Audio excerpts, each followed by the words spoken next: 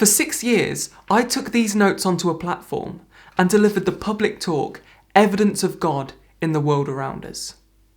A talk in which I would take congregations of people through a PowerPoint presentation, a guided tour of a typical human cell, admiring the obvious ingenuity, power, and orderliness of the God who created these building blocks to life.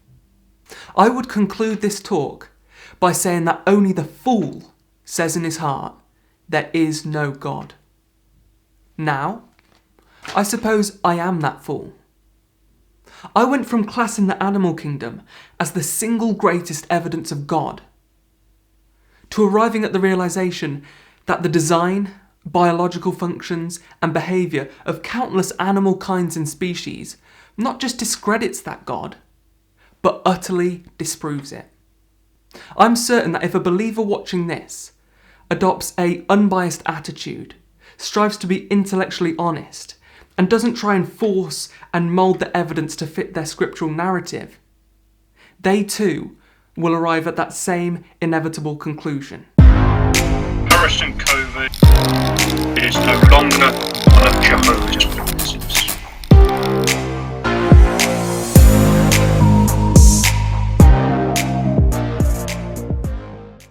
If I was flicking through YouTube and I stumbled across this exact video, my initial response to the title would be, which God?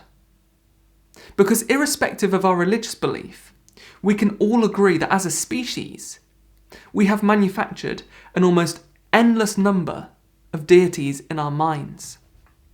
And so it's important, it's vital that we first separate the concept of a God or a pantheon of gods from a specific God with a specific personality that I'm referring to in this video. The concept of a God or a pantheon of gods. Let's say, for example, a deistic, impersonal, creative agent or force that kick-started the universe into existence and then took a backseat to let it organically develop is a completely unfalsifiable concept. But chances are, you have never believed or you don't currently believe in a God like that. The God that you believe in or did believe in goes by a specific name, whether you refer to him as Yahweh, Jehovah, Lord, or Allah. He is the God, the Abrahamic God, of modern-day monotheism. Now, if you took a Jew, a Christian, and a Muslim and put them in a room together, don't worry, it's not the start of a joke, and you asked them to collectively come up with a list of specific personality traits and perhaps one superhuman ability of the Abrahamic God that they all believe in, their list might look a bit like this: a God of love, kindness, justice, and empathy, who also crucially has the superhuman ability of foreknowledge, to be able to instantaneously and accurately foresee future events before they happen. Whether a Jew, a Christian, or a Muslim wants to cite verses from the Old Testament, the New Testament, or the Quran, this will be an undeniable list which binds their beliefs together into one God, the Abrahamic God. Now, a small spoiler alert before we go into my list of top 5 animals that disprove this God. If you're expecting to see a velociraptor, or a T-Rex, or a megalodon feature in my list, you're going to be bitterly disappointed. I've heard it said by many religious people, including a heavily indoctrinated child in my company, that fossils aren't real, that God didn't create dinosaurs. Don't you know that Satan planted these fossils in the ground to mislead us and deceive us? Therefore, my list is composed purely of extant living species and kinds. Animals which believers will have to admit either were made in their current state by their God, or that he allowed them to exist in their current state, in spite of his foreknowledge. Good night, sleep tight, don't let the bedbugs bite. Thanks to that nursery rhyme, for around a century, kids all over the world have been mildly traumatised by fear of bedbugs. I remember my mum singing it to me during my childhood. If you're unfamiliar with what bedbugs are, that's a good thing. They are appleseed-sized obligate parasites, meaning that just like fleas, ticks and lice, they must take in the blood of a host in order to survive. But bedbugs in particular are sneaky opportunists.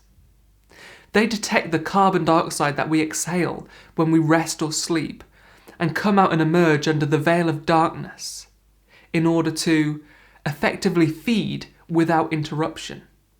Just if we could feel them biting us, then potentially we could awaken, we could locate them, and we could squish them. But God has other ideas. God designed the bedbug so that when it bites, it injects a numbing anesthetic and anticoagulant so that we are blissfully unaware of the blood transfusion that's taking place. You may wake up from a good night's sleep feeling slightly rejuvenated, but also slightly depleted. Burning sensations, itchy red swollen bites, and a bedsheet featuring tiny dried reddish brown drops of blood are the leftover remnants from the night before.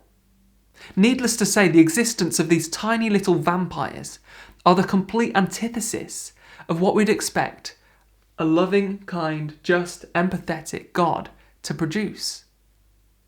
And so how do believers explain this conundrum? Bedbugs were created by God to encourage people to keep their houses tidy.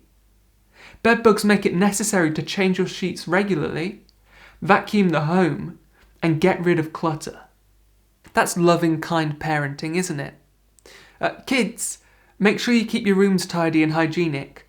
Otherwise, I'm going to send in these little tiny creatures which are going to pierce your skin and drink your blood as you sleep. Just ponder this. If you had a friend who was loving, caring and kind, and they kept their pet in an enclosed environment, say their house, they repeatedly told you just how much they loved their pet. But they didn't just allow parasites such as fleas, ticks, lice and bedbugs inside their home. They actively inserted them in there. What would your opinion be of your friend now? Would you still class that person as your friend? As a species overall, we tend to look after our pets. We even purchase treatment to eradicate the existence of parasites from our homes. God, on the other hand, puts us in an enclosed environment here on earth. And despite apparently telling us how much he loves us in holy books, he doesn't just allow, but has actively inserted all these parasites into our environment. At no point does he see the pain, the anxiety and the suffering caused by these parasites and purchase treatment, which for him would be just clicking his fingers and they would all be gone. Instead, he just looks down on us and says, "Don't let the bedbugs bite." If you're a Jehovah's Witness watching this, remember that Jehovah, your God, who views blood as holy, sacred and indispensable, created many animals with the inbuilt need to gorge on your blood and transfuse it to themselves. But if you dare even think about donating some of your blood to help someone involved in an emergency situation, say a child who's been involved in an accident to save their life, you can forget about it, alright? You will not survive Armageddon unless you are sincerely and genuinely repentant for your grave error. Now the serpent was more crafty than any other beast of the field that the Lord God had made. Very few creatures evoke as much fear and panic as snakes. For many people, if they were to stumble across one in the wild, they might scream and run away. Eve didn't. She had no reason to panic. According to Genesis 1, all animals were created in the Garden of Eden to eat green vegetation. Therefore, as a believer, if you wish to remain faithful to the inspired word of God, you must accept that within only 6,000 years, snakes have gone from being herbivores to omnivores to obligate carnivores, meaning that they must consume meat in order to survive. Needless to say, many problems arise from having to accept this. But before we look at those, let's first weigh up the scale of the issue at hand. Thankfully, this is one of those topics where, as a critical thinker, as someone who has escaped a religiously programmed mind, you can just sit back and allow creationists to try and figure this out for themselves. Because in a desperate attempt to harmonise this God with this animal, believers will have to dig and dig and dig themselves a hole until it eventually collapses in on them. One astonishing example of this, found on Answers in Genesis, is an article entitled "Designed to Kill in a Fallen World" by Douglas Oliver. He states, nearly every aspect of a snake is clearly designed to hunt and kill. Snakes are killing machines. There are two types of snakes, venomous and non-venomous, and both types appear to be exquisitely designed to kill. Strong muscles around the gland push the venom through a tube and into the hollow fangs, like the hypodermic needle doctors use to give injections. Snakes do not have one set of adult teeth that they lose when they are old, as mammals do. Instead, they shed the old teeth and grow new ones. Snakes have a wonderfully designed sensory system that helps them hunt. In fact, some species of snakes have a particularly sophisticated system that allows them to locate warm-blooded prey in total darkness by sensing their prey's body heat. With this ability, the snake also determines the approximate weight of its prey so that it can inject the correct amount of venom. God truly has thought everything through with these animals, even seeming impossibilities. You might watch a nature documentary of, say for example, a green anaconda trying its best to swallow a capybara, and think, how on earth does this snake breathe? Surely it will suffocate. Well, God's always one step ahead of the game. He designed them so that in these circumstances, their windpipe gets pushed forward from deep within their throat. It acts as a snorkel and helps them to breathe effortlessly while feeding. How on earth does Douglas Oliver at Answers in Genesis attempt to harmonise the clear gulf between the God and the animal? Based on Genesis 1:30, I knew that they are not what they used to be. God originally made animals to be vegetarian, not killers, but Adam's fall changed all that. These harmful designs must have come into play after the curse. I believe that God, who knew what was to come, designed snakes with the genetic information necessary so that they could adapt to a cursed world.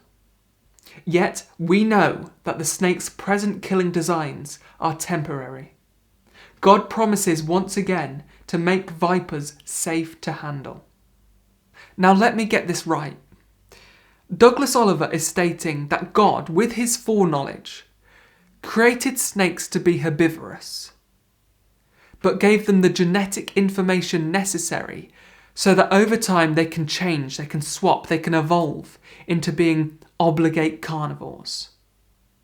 But in future, they will revert back to their original nature of being herbivorous. Why not just create them herbivorous inside the Garden of Eden and herbivorous outside the Garden of Eden? Why don't we see cold-blooded killers of gazelles, sheep, cows, and horses? You can forget microevolution. What Douglas Oliver is asserting is the most hyper-intensive, rapid form of macroevolution to ever take place on our planet. And amazingly, and it scares me slightly to say this, a couple of years ago, I would have said something very similar to him. I would have said, well, snakes behave the way they do today, yes, but they would never have behaved like that before 6,000 years ago and the fall of man. Unfortunately, the evidence of the fossil record smashes that concept to pieces. This 67 million year old fossil, originally unearthed in 1987, reveals an 11.5-foot snake coiled around sauropod eggs and a hatchling.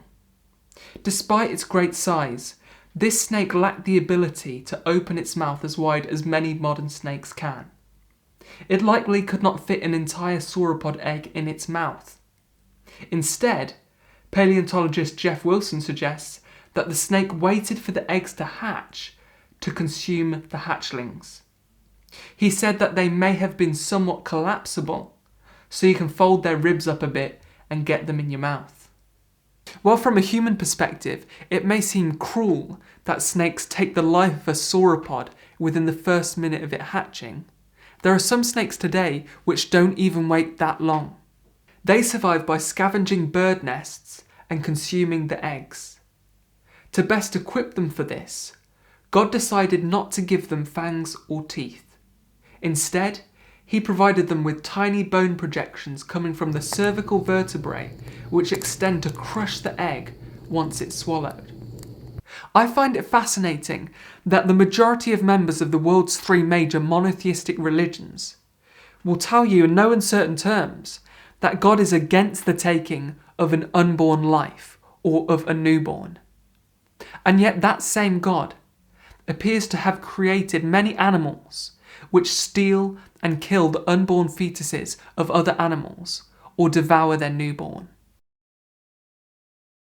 The death of a 17-year-old boy from a box jellyfish sting near Bamaga on Cape York has left a community in mourning and raised questions over whether more can be done to prevent these tragic incidents. To my Christian mind, the existence of animals such as box jellyfish, in particular species such as Chironex flickeri, the world's most venomous marine animal, presented a perplexing stumbling block to my worldview.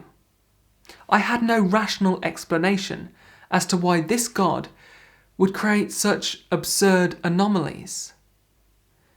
On the one hand, I was indoctrinated to believe very anthropocentrically that we are God's chosen species, that we were made in his image, that all non-human life is merely a biological mechanism, an engine running in the background to ensure the health of our planet and the pleasure and enjoyment of our species upon it. But on the other hand, I ask myself questions such as, why does this God feel the need to provide species such as Chironex flickeri with such a potent, powerful venom which could kill around 50 humans in under 2 minutes?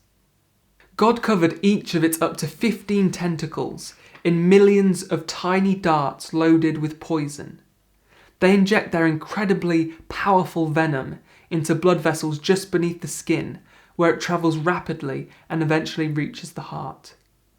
I personally can't help but just imagine the conversation going on in heaven between God and Jesus when creating these sorts of animals. Jesus turning to God saying, what are you doing? The venom you've provided for them is so powerful that if it comes into contact with a human, it can cause serious injury or death. And God just saying, well, I'm God. It's Yahweh or the highway. And Jesus kind of is completely flabbergasted, but he says, okay, well, if you have to make them, at least create them so that they're vibrant red in colour, so that they stand out. And also so that they give some sort of alarm noise, so that it warns humans away from them. So both humans can see them and hear them, and therefore avoid them.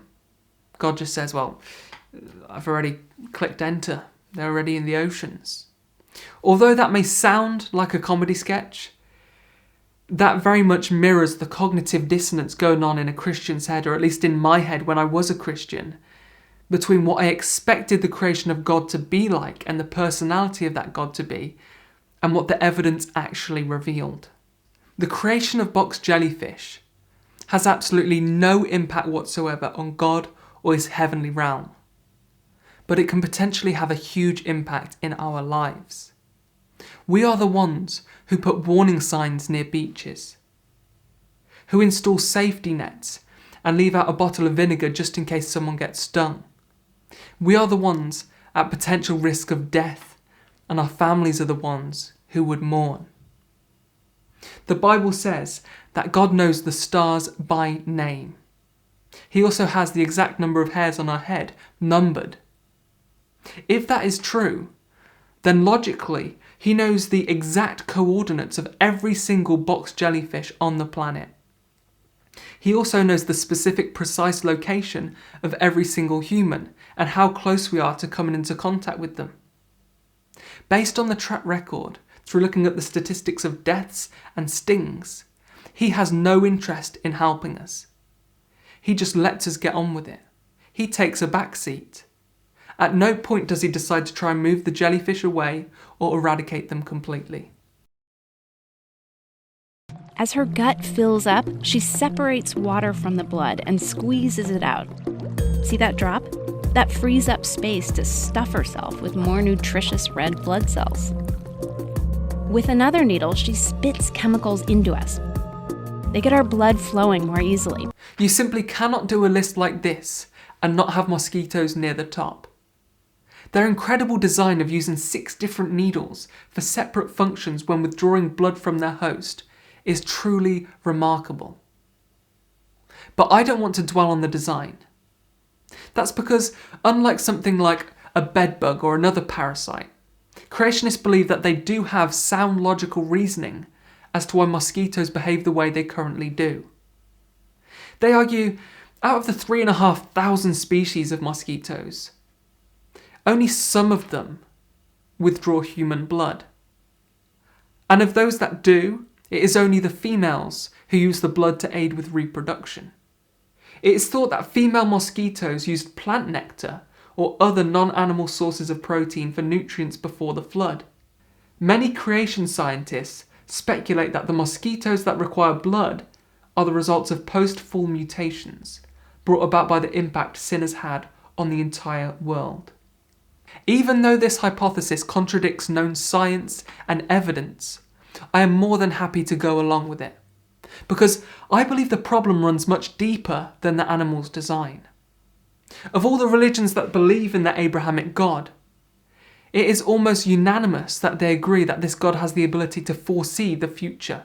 He knows what will take place, whether that be a decade away, a century away, or 10 million years away.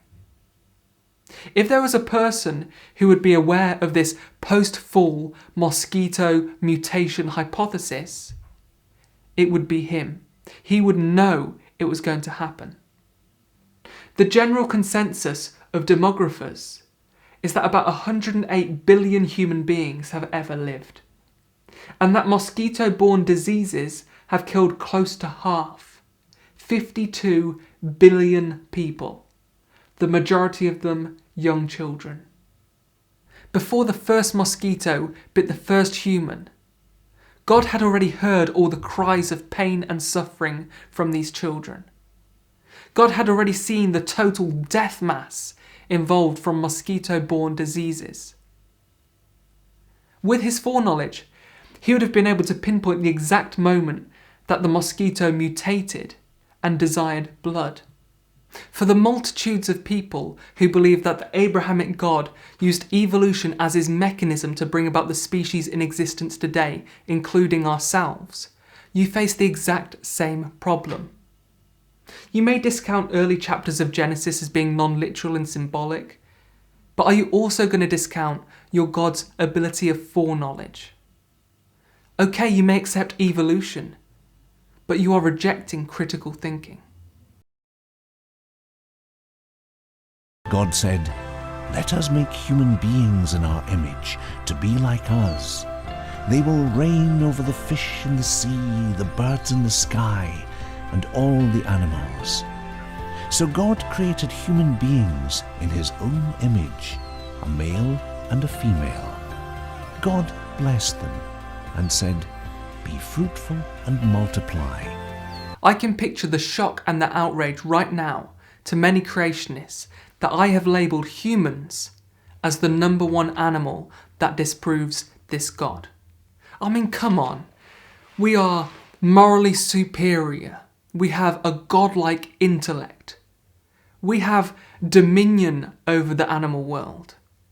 And we are the pièce de résistance of God's creation. Well, those are the claims, but we do also need to analyse some evidence. And in terms of the evidence, that I find incompatible between the God and our design, look no further than the reason why all of us are here: pregnancy and childbirth. There are some indisputable facts with regards to this process and the symptoms that are produced.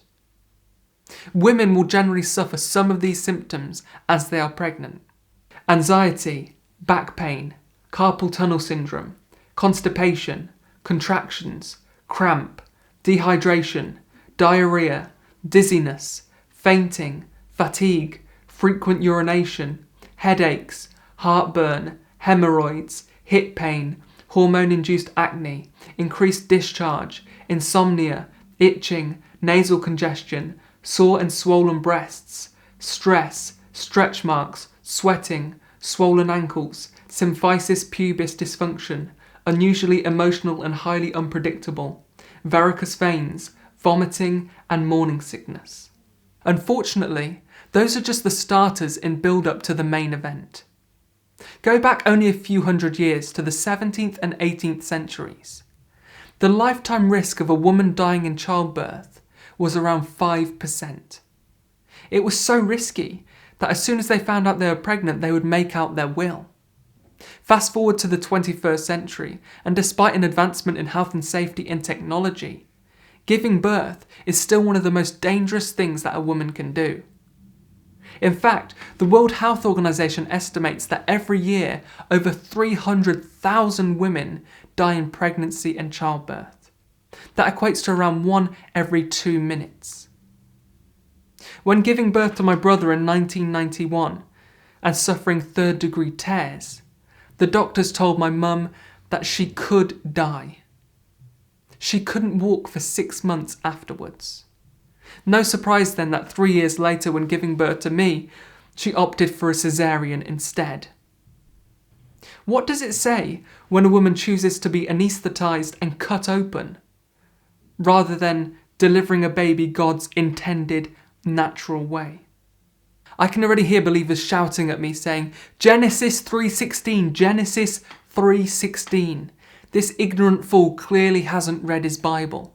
Genesis 3:16 will explain why this happens. And that's correct. After Adam and Eve disobeyed God, God said to Eve, I will greatly increase the pain of your pregnancy. In pain you will give birth to children. Insight on the Scriptures, Volume 2, produced by Jehovah's Witnesses, on pages 186 to 187 states, if she had remained obedient, God's blessing would have continued upon her, and childbearing would have been an unmixed joy. But now, as a general rule, the imperfect functioning of the body would bring pain. Accordingly, God said, as often the things that he permits are said to be done by him, I will greatly increase the pain of your pregnancy. In pain you will give birth to children. This verse clearly states, I will greatly increase the pain of your pregnancy. Not I may allow pregnancy to become more painful in time. This is a classic example of a religious organisation trying to bend and twist the Scriptures to fit their narrative, their manufactured idea of what God is. But as always, I'm more than happy to concede and say, well, let's say Jehovah's Witness reasoning is correct. If so, we should all be gravely concerned. How is it fair that my mother, my grandmother, my great-grandmother, my great-great-grandmother, and so on, have all been punished from a mistake made by a distant ancestor 6,000 or so years ago? Where is the justice in that? In some countries today, people have their hand chopped off for stealing something. Could you imagine if I went to one of those countries, chopped off someone's hand, and through tears and blood they say, why did you do that? And I say, well, right, so your great granddad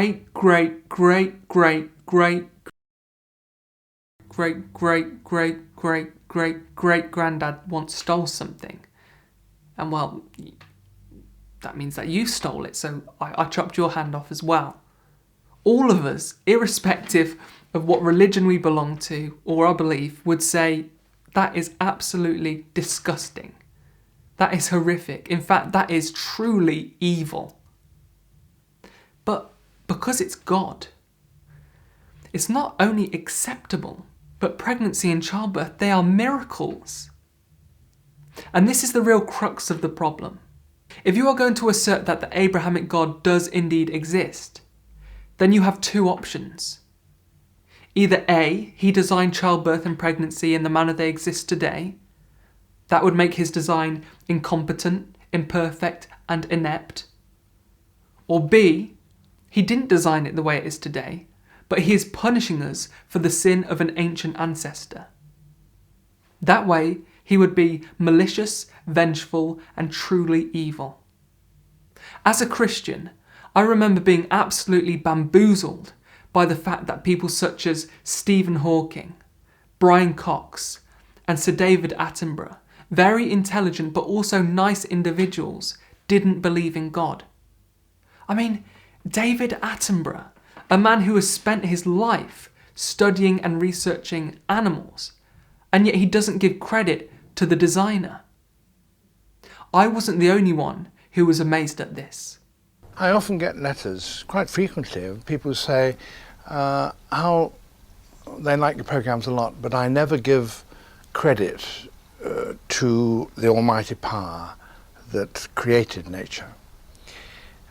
To which I reply and say, well, it's funny that the people when they say that this is evidence of Almighty, always quote beautiful things. They always quote orchids and hummingbirds and butterflies and roses.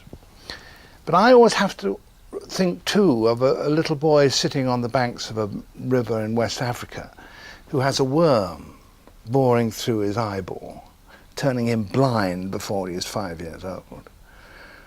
And I reply and say, well, presumably the God you speak about created the worm as well.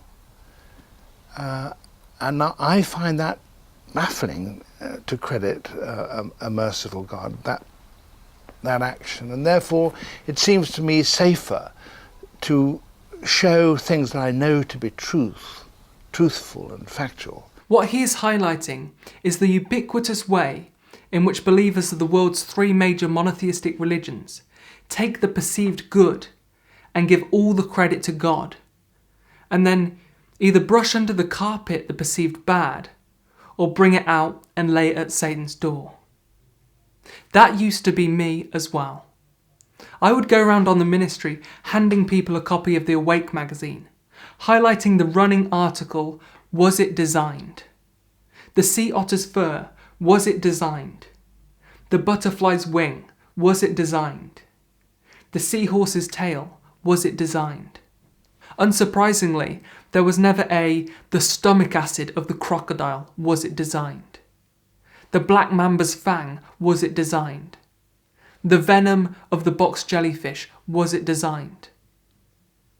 I've come to realise that there are two vastly different approaches to analysing evidence and forming conclusions. There's the scientific approach and the religious approach. The scientific approach, you collate all possible evidence on a topic and form an informed, rational conclusion. The religious approach, you pick and mix which evidence supports your already formed and immovable conclusion.